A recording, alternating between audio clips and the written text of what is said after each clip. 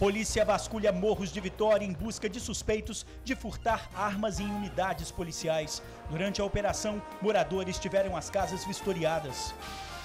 Hoje de madrugada, o alvo dos criminosos foi a Delegacia de Proteção à Criança e ao Adolescente. O local foi revirado e submetralhadoras levadas. Receita Federal faz a maior apreensão no estado dos últimos 5 anos. São 220 toneladas de produtos. Tem alimentos com data de validade vencida. Grande parte das mercadorias veio da Europa. Vereador de Domingos Martins agride caseiro a golpes de facão. A Comissão de Ética da Câmara vai se reunir com o setor jurídico para avaliar o caso. Mais de 7.000 pessoas têm o vírus da AIDS no Espírito Santo, mas não sabem. O número foi divulgado pela Secretaria Estadual de Saúde. Um jovem foi preso no norte do estado, suspeito de transmitir de propósito o vírus do HIV. Jovem é ameaçado em rede social. Os criminosos cumpriram o que disseram. A vítima acabou morta. Fungos nas unhas. Uma pesquisa recente alerta. Além de contaminar por meio de alicates e lixas, eles também podem ser transmitidos pelos esmaltes. Uma especialista dá as dicas para evitar a contaminação. A gente volta em um minuto.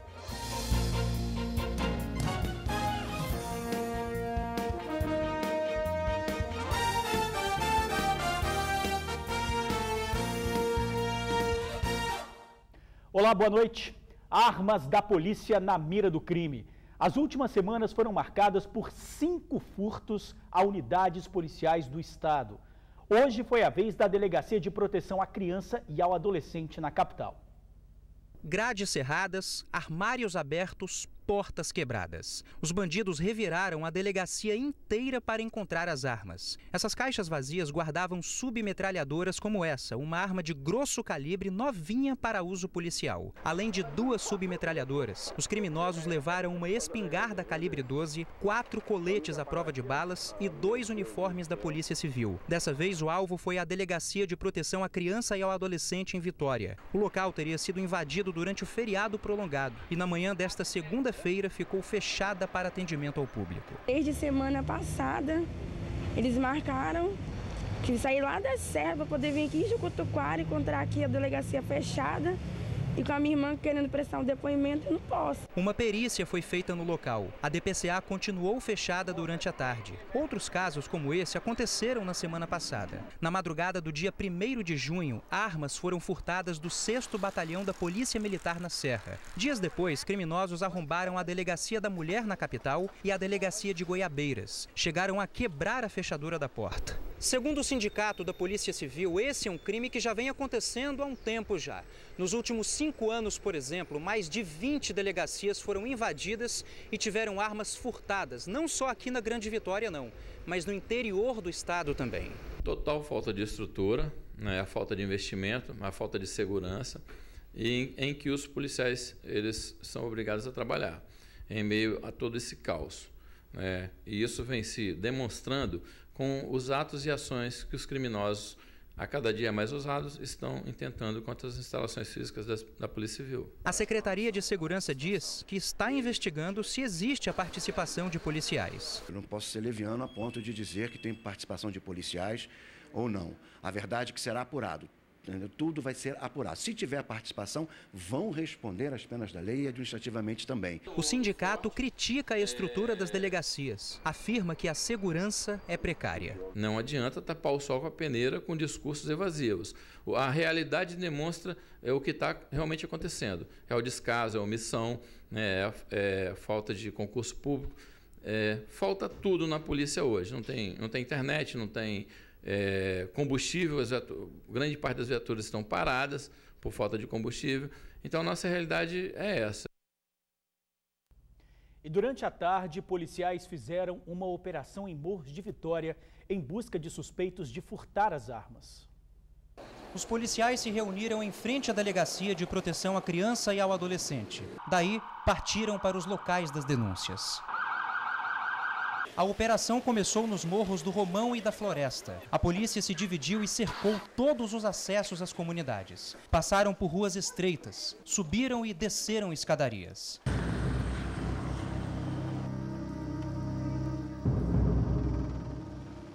Foram cerca de 70 policiais de 5 delegacias. Para encontrar qualquer pista dos bandidos que roubaram as armas, o reforço também veio do alto.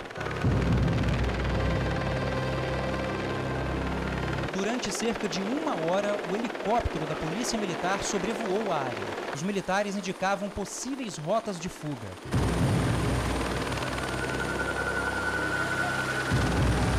Enquanto isso, a Polícia Civil entrava em becos e vasculhava casas.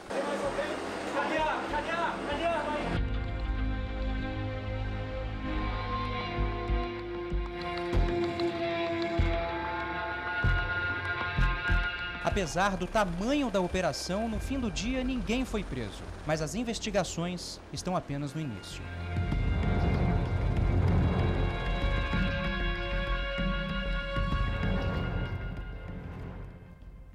Pois é, durante a operação, os policiais encontraram equipamentos usados para arrombamentos. Suspeitos foram detidos, mas ainda não se confirmou a participação deles nos furtos. Mais de 220 toneladas de produtos, tudo foi apreendido pela Receita Federal. Tinha até alimento misturado a roupas. E numa carga de chá, havia suspeita de tráfico de drogas. Foi uma apreensão recorde, a maior dos últimos 5 anos. Ao todo, 220 toneladas de produtos diversos. Tem de tudo, de brinquedo a carros. Foi um trabalho de vários meses, mas é um trabalho que é feito constantemente, regularmente pela Receita, tanto que as apreensões que estamos anunciando aqui são apreensões que foram realizadas não de uma vez, mas no período entre março e maio, que foi quando a gente começou a detectar a vinda desses embarques. Boa parte das mercadorias não tinha declaração de controle de escala. Essa falta de informação levantou suspeita. Às vezes questões como o peso da carga, como qualidade da mercadoria que vem para esse porto, ou até informações que deixam de ser prestadas para essa escala aqui em Vitória. Então, várias dessas informações fazem com que os nossos auditores e analistas eles trabalhem com uma segurança maior para selecionar as cargas. Entre os materiais apreendidos, esta carga chamou a atenção. Esses alimentos vieram da Europa e o destino deles era o Paraguai. Eles estavam no meio de roupas. E o detalhe, por que chamou a atenção? Esse pacote de macarrão aqui, por exemplo, veio desse jeito, aberto. E tem produto aqui com a data de validade vencida. É o caso desses chocolates, que venceram há cerca de 2 meses. Um container vindo da China também foi alvo de inspeção. Ele estava repleto de chá e o navio fez escala na Colômbia. Havia suspeita de tráfico de drogas. Nos chamou a atenção por causa da peculiaridade da rota, uma vez que nem ficaria no Brasil, e a gente testou para detectar, para ver se havia risco de tráfico de entorpecentes, mas não detectamos nesse caso, poderia ser somente um teste de rota, né? Mas é tudo uma suposição. O próximo passo será retirar o material do galpão. As mercadorias de circulação permitida devem ir a leilão. Já as contrabandeadas serão destruídas. Um dado que preocupa. Mais de 7.000 pessoas têm o vírus da AIDS no estado, mas não sabem. No norte do estado, um jovem foi preso por transmitir o vírus HIV de propósito para 3 mulheres. Dados da Secretaria Estadual de Saúde apontam que no Espírito Santo, mais de 5.000 pessoas vivem com AIDS. Outras 7.000 possuem o vírus do HIV, mas não sabem. A AIDS é uma doença sexualmente transmissível que pode ser evitada sem nenhum custo financeiro. Basta ter interesse em buscar a prevenção gratuita nos postos de saúde, onde são oferecidos preservativos e até coquetéis de medicamentos que, se ingeridos horas depois da relação, evitam a contaminação. A gente oferece o coquetel da AIDS, né, os 3 medicamentos antirretrovirais para as pessoas que tiverem problemas na hora da relação sexual, que a camisinha rompeu ou que aconteceu um fato dele não saber que a pessoa era HIV positivo, ou se a pessoa era com a carga viral muito alta, e a pessoa procurar o serviço da gente logo após, nas primeiras 24 horas após essa relação sexual, ela tem o direito de tomar o coquetel. De um lado, ações para prevenir a AIDS. Do outro, a falta de consciência de quem possui a doença. Neste final de semana, um jovem foi preso em São Mateus, norte do Espírito Santo, por suspeita de ser um carimbador. Nome popular dado a quem transmite o vírus da AIDS de propósito. Felipe Duarte Santana, de 24 anos, foi preso durante uma abordagem da Polícia Militar ao veículo que ele dirigia pela BR-101, na altura de São Mateus. 2 mulheres estavam com ele no carro. A Polícia Civil já havia aberto inquérito para apurar o caso do suposto carimbador e o Ministério Público do Espírito Santo feito uma denúncia. Felipe aguardava a conclusão do processo em liberdade quando o Ministério Público Estadual recebeu informações de que ele participaria de uma festa do tipo orgia. A prisão preventiva foi determinada após a avaliação do órgão, que identificou que a participação de Felipe nestas festas poderia aumentar as chances de mais infecções. Pelo menos 3 mulheres foram identificadas como vítimas. Para a representante estadual do Programa de Controle de Doenças Sexualmente Transmissíveis, a conscientização é a maior prevenção. Se a pessoa tem a informação de como se prevenir, ela tem que ter a consciência de que a atitude tem que ser dela. A não ser na situação de uma violência sexual, numa situação de agressão, que você não tem a possibilidade de solicitar a prevenção. Então, se você tem consciência, se você sabe que o sexo seguro é o uso do preservativo ou masculino ou feminino, qualquer tipo de relação, apenas com preservativo. A empresária Renata tem 1.200 frascos de esmalte, mas não empresta para as amigas e ela está certa. Uma pesquisa mostra que fungos podem ser transmitidos pelo esmalte. A paixão por esmaltes acompanha a Renata há 5 anos. Eu sou completamente apaixonada por esmalte, que eu passei a colecionar mesmo, comprava cores diferentes, cores que eu não encontrava nos salões. E aí comecei com uma maletinha, de uma maletinha foi para uma caixinha e aí essa caixinha se transformou praticamente num closet de esmalte. A empresária gosta de mudar as cores das unhas toda semana. Não é à toa que Renata possui uma enorme coleção de esmaltes. São cerca de 1.200 vidrinhos, todos catalogados. Com tanta variedade de esmaltes, dá até para emprestar para as amigas. Não é mesmo, Renata? Emprestar, não. Eu prefiro dar o esmalte. Você viu a cor na minha unha, eu falo, toma, tá aqui.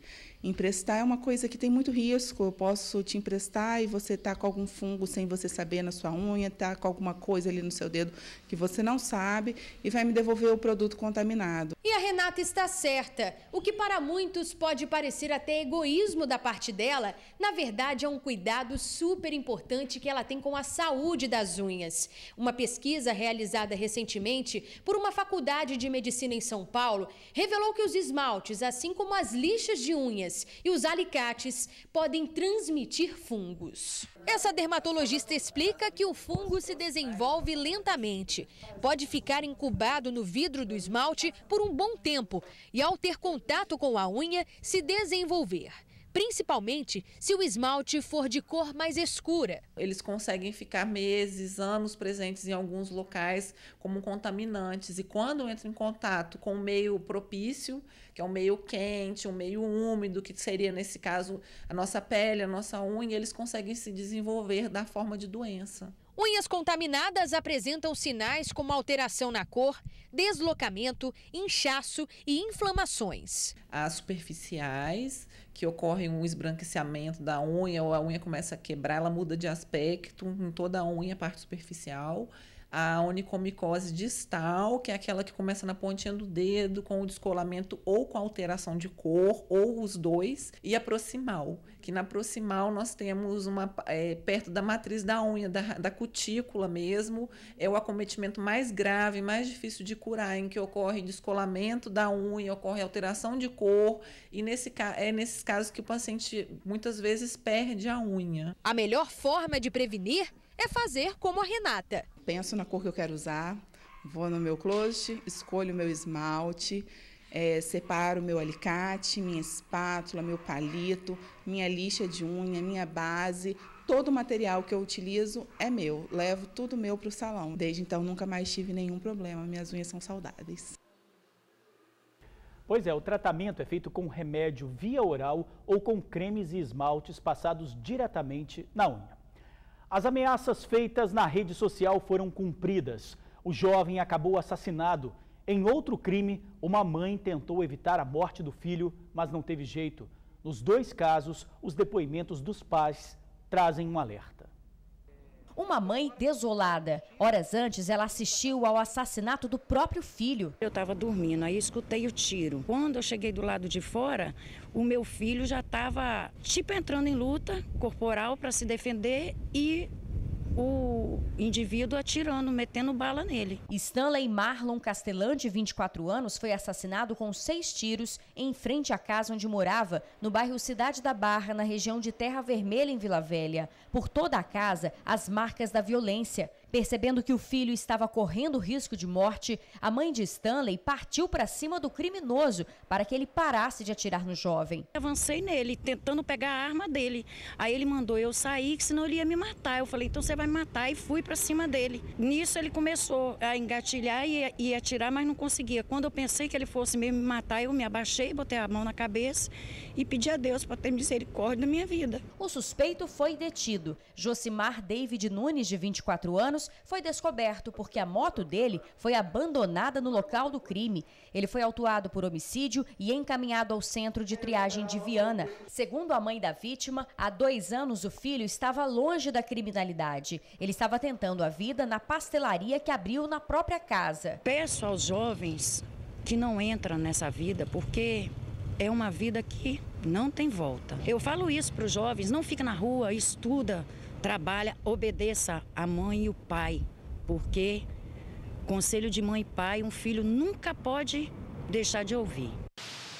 Jovem é ameaçado por rivais nas redes sociais e acaba assassinado. Marcas de tiros no para-brisa e na lataria do veículo. O motorista do carro, Kleber Dionísio Falcão, de 23 anos, já vinha sendo ameaçado por rivais há 3 meses. As ameaças eram feitas no Facebook. Postaram que quisia matar um monte de gente lá do Cristóvão, lá do morro lá, e ele estava no meio. Após cumprir as ameaças, o grupo rival publicou mais uma mensagem na internet. Ontem mesmo, depois que mataram, até postaram. Postaram na rede social que mataram mais um, comemorando a morte dele. Kleber sonhava em ter a própria casa e constituir uma família. Assim como muitos jovens, escolheu o caminho mais fácil para alcançar os objetivos. Um caminho sem volta, o tráfico de drogas que lhe custou a vida. Uma dor de pai, quando perde um filho, é muito dolorido. Então, quem está ouvindo, quem está vendo, sai enquanto é tempo. Não fica nessa não, isso não tem vida. Não... Você vai entrar, ou você vai ser morto, ou vai ser preso. Não faz isso não, sai enquanto que Deus te dá chance, porque depois, tchau. Em instantes, vereador em fúria, ele usou um facão para agredir um caseiro. A gente já volta. Vereador de Domingos Martins ataca um caseiro com vários golpes de facão. Veja só o ataque de fúria do vereador, que está de camisa vermelha. Ele derruba o caseiro e parte para cima com um facão. A vítima ainda tenta derrubar o vereador, mas não consegue. Os golpes continuam em várias partes do corpo, até na cabeça. O parlamentar também chuta o caseiro. Quem vê a cena pede a PQA para parar. Para, PQA, para! PQA, para, chega! No final, o caseiro aparece ensanguentado. A rixa entre o vereador de Domingos Martins, Júlio Maria dos Santos, o PQA, e o caseiro Abel Batista Oliveira é antiga. Desta vez, a vítima cobrou do parlamentar uma dívida de R$500. Alegando que a dívida não existia, PQA se revoltou com uma piada sobre o assunto feita pelo caseiro em um bar. Disse que foi atrás dele para dar uma lição e não matar. PQA foi autuado por lesão corporal, assinou um termo circunstanciado e foi liberado. O caseiro foi para o hospital e teve alta, mas a família disse que já acionou a Promotoria de Justiça para processar o vereador e pedir a cassação dele. PQA, para, chega! Isso não é onde? Eu sei. Que coisa feia, né? Nossa produção ligou para o vereador Júlio Maria dos Santos, o PQA. Ele disse que nada justifica a atitude que teve, mas afirma que o homem o perseguia frequentemente e que está à disposição da justiça. O presidente da Câmara de Domingos Martins, Rogério Crolin, disse que vereadores da Comissão de Ética vão se reunir com o setor jurídico para avaliar o que pode ser feito. Para você, uma boa noite. Até amanhã.